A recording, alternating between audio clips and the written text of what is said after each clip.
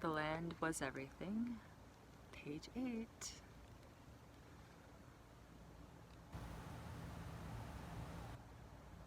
I'll repeat the last sentence. But to Crèvecoeur, that connection was self-evident to the point of being unquestioned. In the great American debate over ecology and development, and the use and abuse of nature, we have forgotten the central role of agriculture, which is more than just to keep us alive one more day. Farming alone reminds us of the now lost balance between wilderness and pollution, and inculcates in our youth the thought that true erudition is not the mastery of the specialist's esoterica, but broad learning, checked and tried daily through the pragmatics of the arm and back.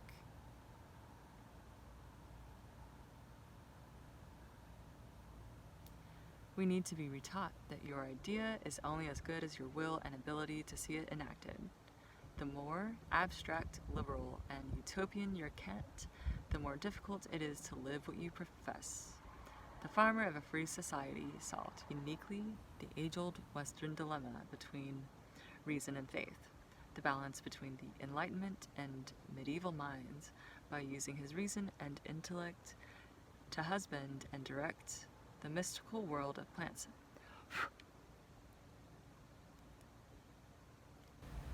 Bug, get off my page.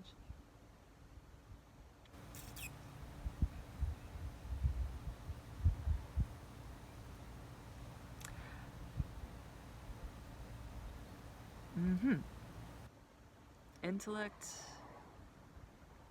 using his reason and intellect to husband and direct the mystical world of plants, even as he accepted the limits of reason by experiencing every day a process that was ultimately unfathomable. The land taught us all that, and so was the nursery, not merely the breadbasket of our nation. We are not starving in this country. I have no worries about our food supply under corporate conglomerations to come. But we are parched and hungry in our quandary over how to be the good citizen who the Greeks, the logical forefathers of modern democracy, said was ultimately the only harvest of the soil. Because I know that 1 in 100 Americans can now feed his peers, and that this 1% of the population is now almost entirely part of a corporate entity, I am worried where the country is going to find the spiritual censor and critic it needs, who is neither university pundit nor wild-eyed fanatic. I sense that we cannot afford to lose too many more like those now soon to exit this world, who are our last link with the founding fathers of our political and spiritual past.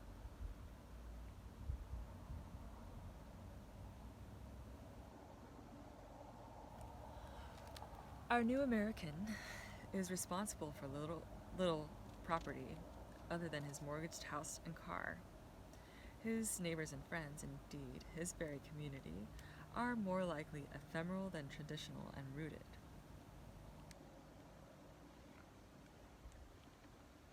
Although not an aristocrat,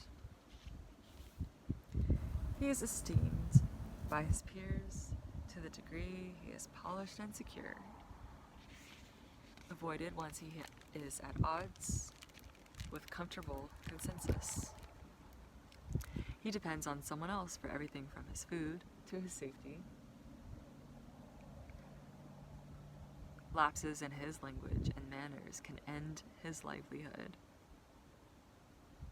Obsequiousness, rather than independence, is more likely to feed his family.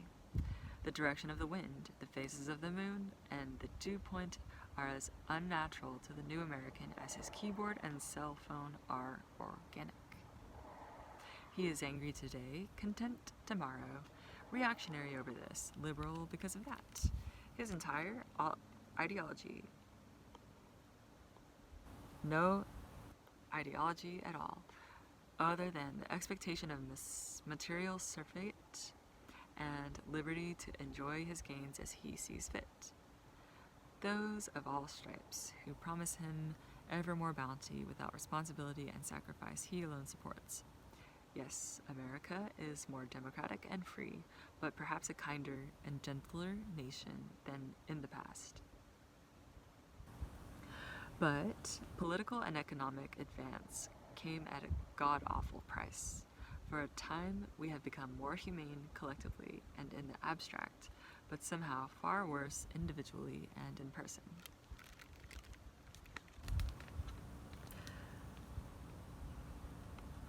2. We American agrarians of the latter 20th century fought a war for land that we did not even know we were in. Yet, apparently, we have lost it nonetheless. Family farmers, as a species, were mostly unknown fatalities in the new wave and final manifestation of market capitalism and entitled democracy, the final stage of Western culture that is beyond good and evil, ever more unchecked democracy and capitalism, because they alone succeed in achieving what they are designed for, and, since there is no alternative to either, are now nearly global. In the next century, both practices will ensure to the billions of the world material prosperity, entertainment, and leisure undreamed of by any generation in the planet's history. Surely, billions will prosper as princes where millions once lived as the dispossessed in squalor, disease, and filth. Even the exploiters of capital cannot siphon the sheer abundance of lucre from the mob. Lucre? Lucre? Yet, this remarkable success has brought us to the end of history as we have known it, the age-old Platonic antithesis between what we can do and what we should do has been settled in favor of the former. There is no political, no religious, no cultural idea left that stands in the way of bringing more things to more people at any cost, of dismantling every cultural, religious, and social impediment to self-expression and indulgence. Family farming, ancient and deemed inefficient, is gone.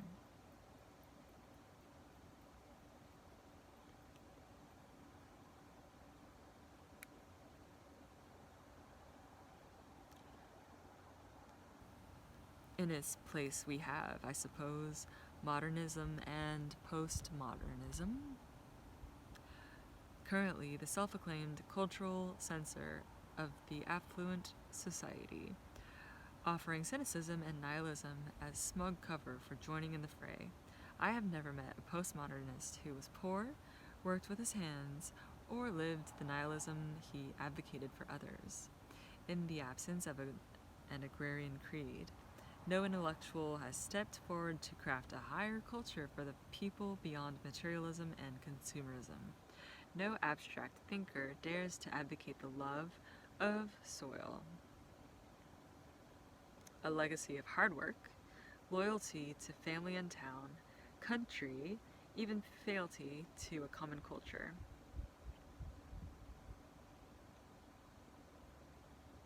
No one suggests an erudition that is harmonious with, rather than antithetical to, muscular labor. These are the glues that hold, and should hold, a people together, that make their day-to-day drudgery mean more than the gratification of desire.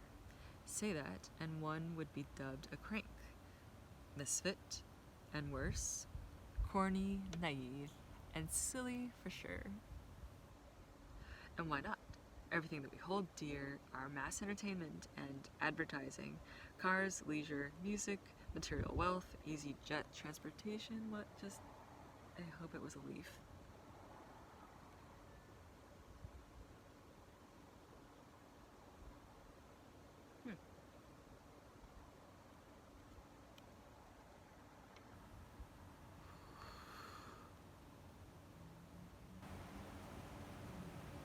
Oh yay, I'm getting sleepy.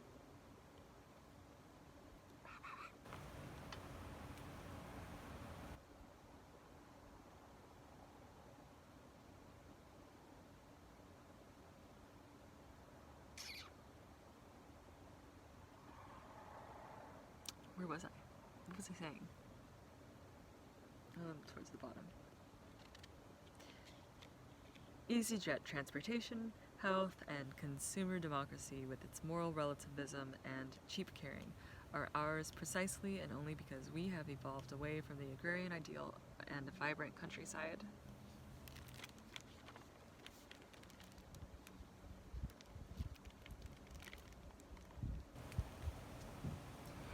The end of family farming gave us more food, you must confess it, agrarian romantics, more time, more money, and less shame. Indeed, maybe even more equality as well. At the millennium, time and space, as the age-old brakes to human appetites, have nearly given way as more material things and psychic leisure are now the promised entitlements to everyone on the earth. In the end, the assurance of unlimited goods and services, and the convenience and freedom to enjoy them, to survey it. I don't know. Who else uses that word 3 times in the first 12 pages? Other than you, Victor Hansen? Certainly not me. It's spelled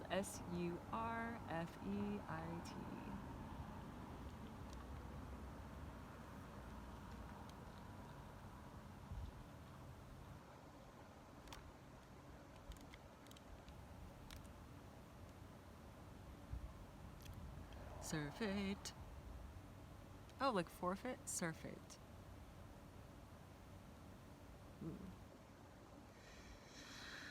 Have proved more than a match for Marxism and autocracy alike. They have overcome enlightenment thinker and starry-eyed romantic both. Humanism and religion together, the geriatric apparatchiks on the May Day dice, even old lecherous Mao himself. Our new age is akin to the era of the so-called 5 good emperors at Rome, the period between AD 98 and 180, whose monotony and materialism Edward Gibbon called the most tranquil period of human existence. Ours now is no other way of life remains, wrote the contemporary Greek toady alias Aristides of a past epoch. There's one pattern of society, embracing all. Were there ever so many cities, inland and maritime? Were they ever so thoroughly modernized? Seashore and interior are filled with cities, some founded and others enlarged. The whole world, as on a holiday, has changed its old costume and gone in for finery, and for all amusements without restraint. All other animosities between cities have ceased. But a single rivalry obsesses every one of them, to show off a maximum of elegance and luxury. Not just yeomanry, but even race, language, custom, and locale are falling before the onslaught of instant communications, advertising, unfettered speech, and material dynamism, before the idea that leisure and escape from muscular labor are the agreed on prize. For the first time in civilization, real material overabundance, and at least the veneer of egalitarianism as it spawns, are upon us. The $10 sneakers on the illegal alien look and feel hardly different from the $200 designer brands on the corporate lawyer. The tap water of the welfare mom can be as clean as that of the exploiting blue blood. The video brings entertainment, any entertainment, as quickly, cheaply, and often to the illiterate as to the opera buff. Class, gender, skin color, and ethnic divides all blur through the satiation of shared desire. We know it, so the more our demagogues scream for even more even-handed entitlement, the more our elites maintain their offices by promising even fewer standards and distinctions to come. Ease of consumption unites us more than race, gender, and class divide us. In short, for the first time in the history of civilization, the true age of democracy is at hand, encompassing not only the ideal of political equality, but a real material kinship and shared consumption at last. There are no longer the age-old skeptics from the countryside to come into town and remind us it is all dross. The agrarian life, which is neither materialist nor fair, is the most visible casualty of what we have become in this age of Pax Sumptuosa, and we all have on occasion become willing casualties in this Faustian trade-off. It is baffling still to see one's children emerge exhausted from a day's hoeing of vineyard weeds with enough energy left to head right for their video game consoles. We poor farmers do not understand the present because we believe in ethical restraint on the economy. Yet at the same time, as American consumers, we too want and expect what the sufficient and amoral economy has to offer. For most of my early adult life, I was called a failure for farming. Now I am dubbed a success for having failed at farming. Thus I can offer to the reader what some insight about the consequences of the cultural demise of agrarianism through my own inability to live an exclusively agrarian life. I can write well of what I do not like, because in some sense I have just about become exactly what I do not like.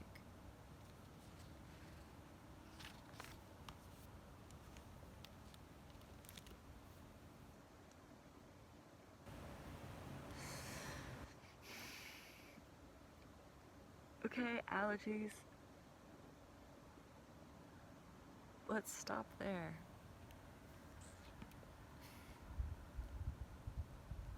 Top of page 14.